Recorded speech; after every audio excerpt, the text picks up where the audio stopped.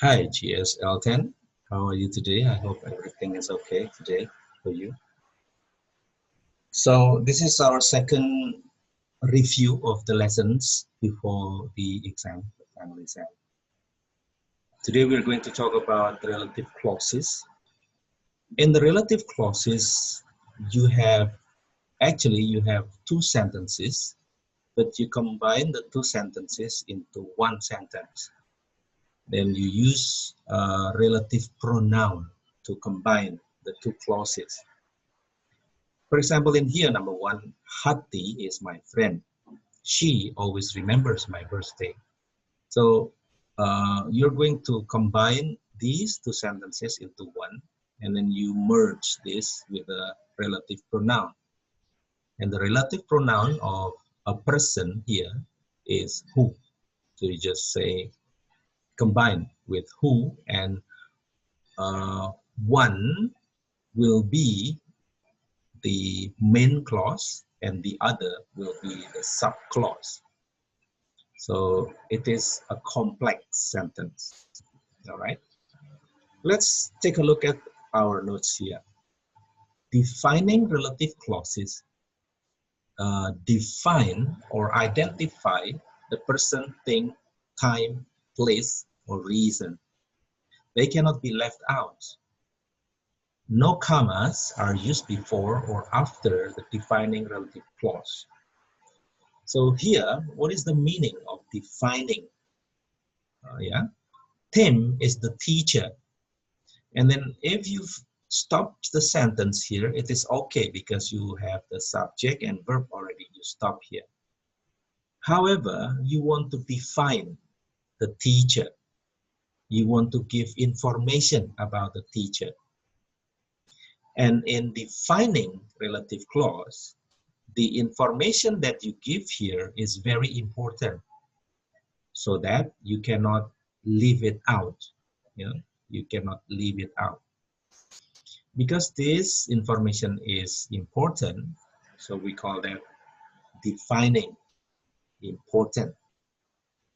Tim is the teacher who I told you about, or whom I told you about.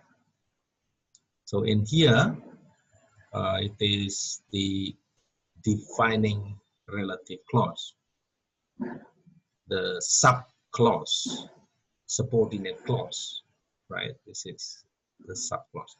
And this one is the main clause. The combination of main clause and subclause is called complex sentence. All right. And then the next one, that is the street where I grew up. So where I grew up here defines the street, give a very important information about the street. So you cannot leave it out. If you stop here, maybe people do not know. That's the street. Oh, the street what? And then, oh, then you need to define it. You need to give important information about it, where I grew up.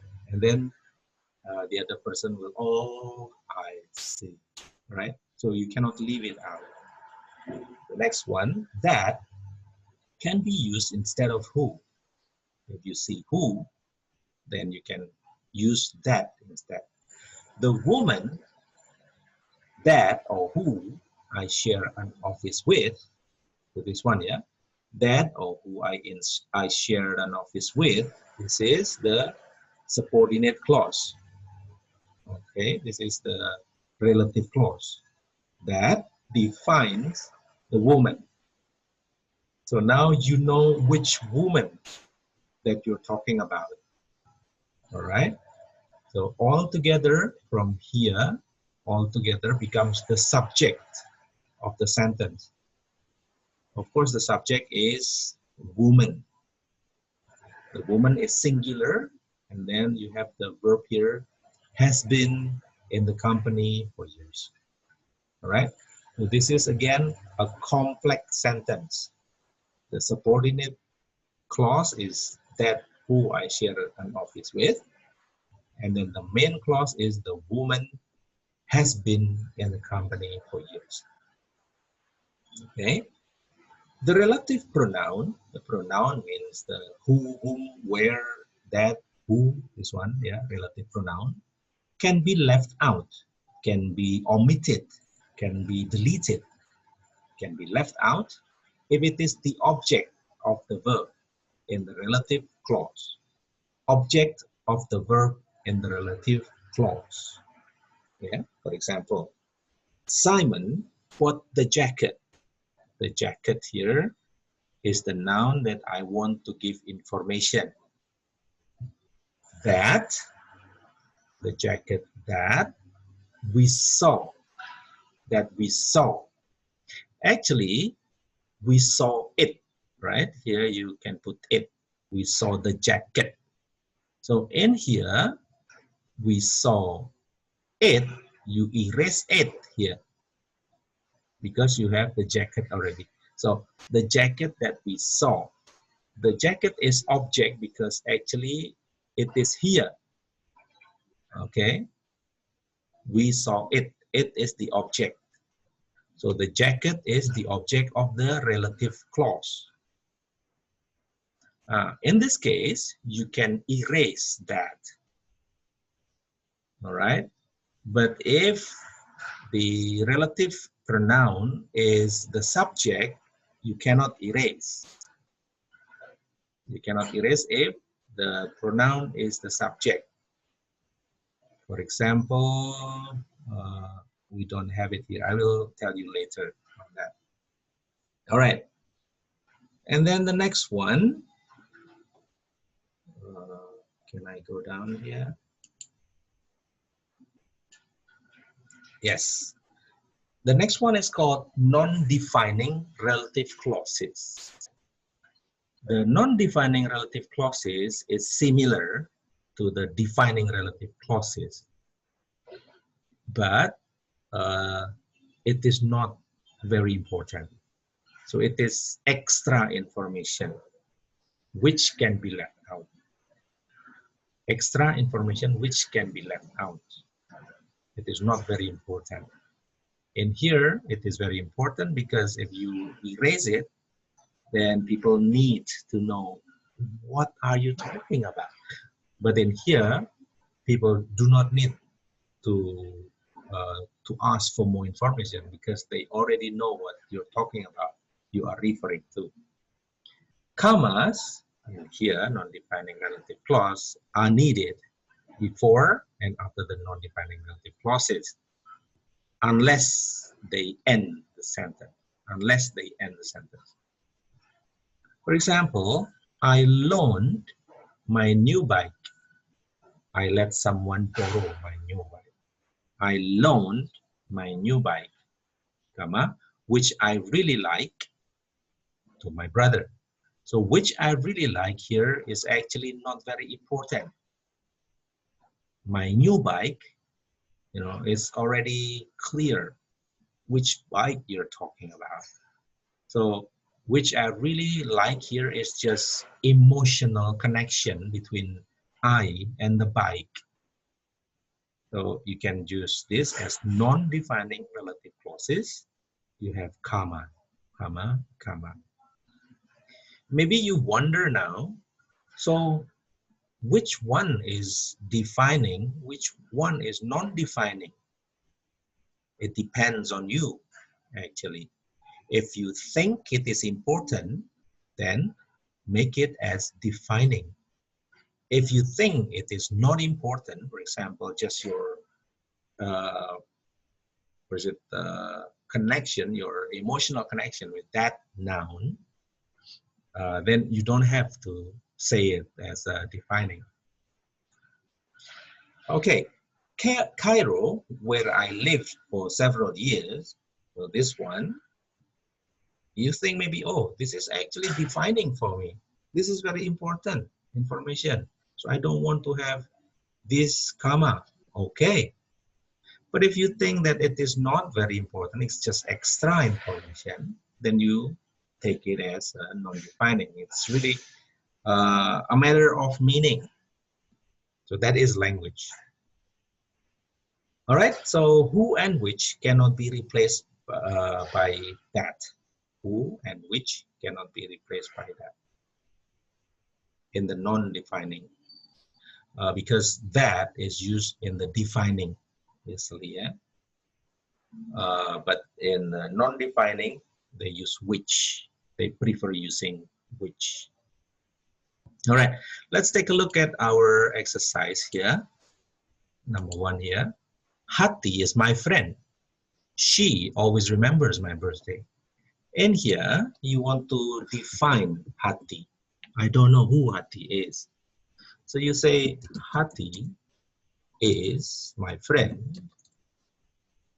And then you use defining, right? Who always remembers my birthday. Like this. Okay. So here is the defining relative clause. Here, the defining relative clause. And it defines my friend. It is important information. So I don't have a comma. Now here, who here is actually she here, right? So who here is the subject. Subject. In this case, you cannot erase this one because it is the subject of the relative clause. This is the subject. You cannot erase this. But in here, then we talked about can be erased when it is the object. For example, here, yeah, once again, Simon bought a jacket that we saw. Actually, we saw it. So this is the object of the relative clause. But here, she here is the subject of the relative clause, who. We cannot erase this one. You cannot say, Hati is my friend, always remembers my birthday. That is wrong. So you have to have who there. All right. Number 2, Hati is my friend. I helped her when she was sick. So in here, it is a different sentence. It is my friend. I'm thinking about something else. In here, you can use who, right? Or whom. I helped when she was sick. All right. You can see the difference now. My friend who or whom, one, I help. Actually, the position of who or whom here is here, the objects of the relative clause. Who or whom. In here, only who. You cannot say whom here because this is the subject. You can say whom here because it is the object. Whom I help. You cannot say whom I helped her. No, her is gone because you put the her here already. Okay? Clear, yeah? Number 3, I love my bedroom. In this room, I can study and relax.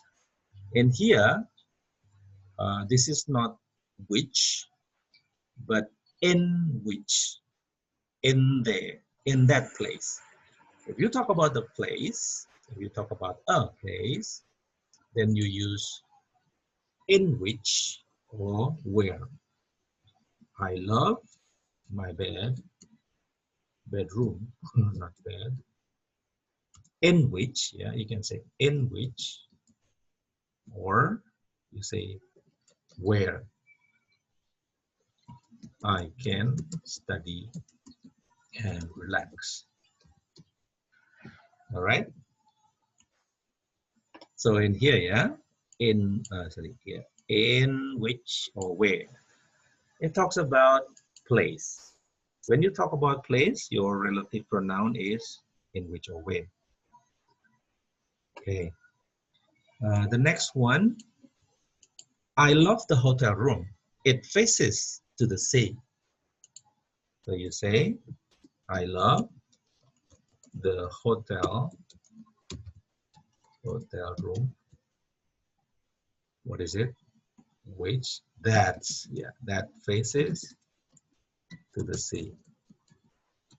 So in here I use that because I want to use this as a, yes, as a defining relative clause. I want it to be formal, so I use that. I don't use which, because if I use which, it means it is not very important. But of course, you can also use which. But if you use which, you use a comma here. You say which. Maybe you think that this information is just an extra information. I love the hotel room, comma, which faces to the sea, or that faces to the sea. Okay, this is my defining, not non-defining. My father gave me a jacket. He bought it in the USA. Now here, it here is object. Okay, now let's see. My father gave me a jacket that he bought, right? That he bought in the USA. You don't say it again because that is already it. Yes, like this. I don't use which because it is, yes, defining relative clause. If I use which, I have to say comma and then which. This is non-defining. Yeah, but non-defining means it is just extra information. All right. Number 6, I admire my professor. He taught me how to write well. I admire my professor. Yeah, who? Very good. Who taught me how to write? Yes. Okay. Next, the book teaches about loving kindness. I just published the book. Right. So the book, you talk about the book, yeah, not about loving kindness. You have to talk about the book. So you say the book,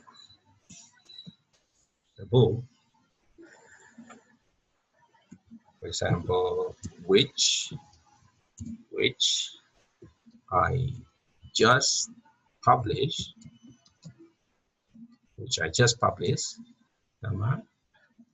teaches about loving kindness.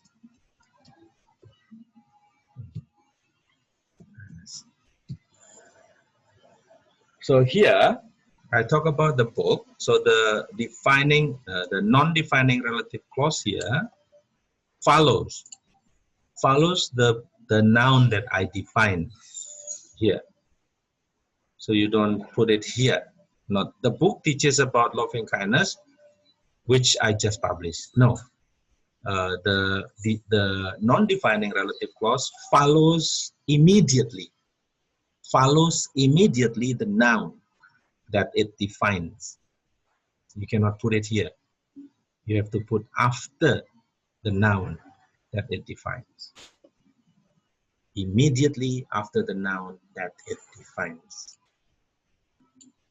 Number 8, the man is my new manager. The man has just entered the room, the office. The man, so immediately after the noun, the man who, yeah, has just entered the office, yeah, is my new manager. Okay?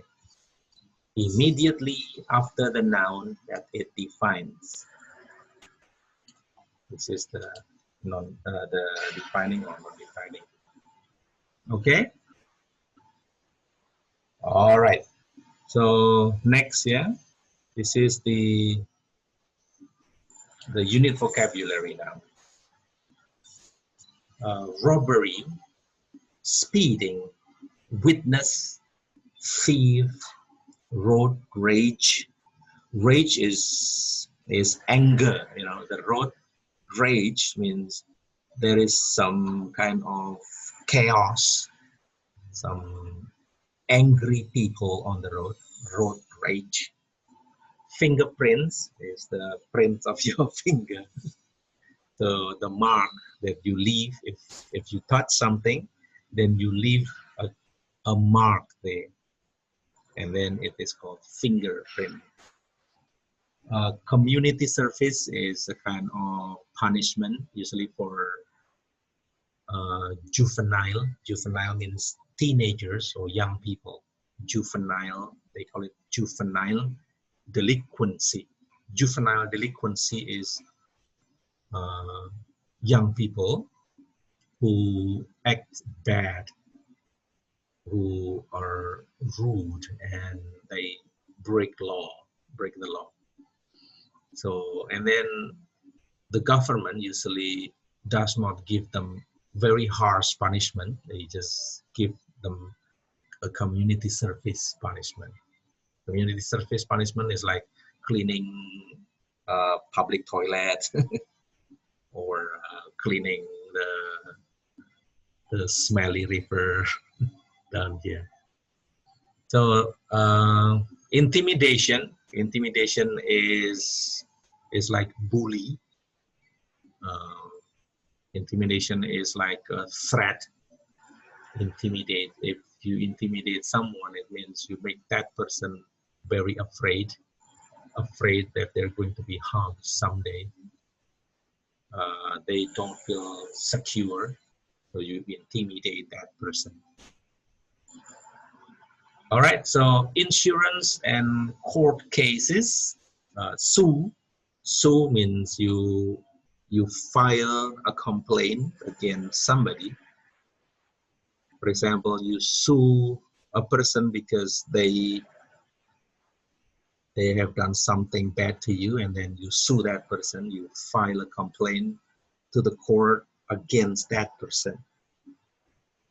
Like this one, yeah. File a lawsuit. You sue. I will sue you.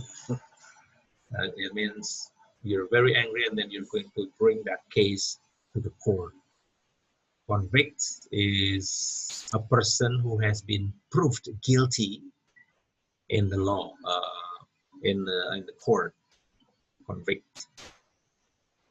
So a convicted person, the convict or the convicted person means the person that is found guilty under the law. Sentence is the punishment that the judge deliver or give to the convict. Appeal is in the court language. Yeah, appeal here means to bring to the higher court, to bring the case to the higher court.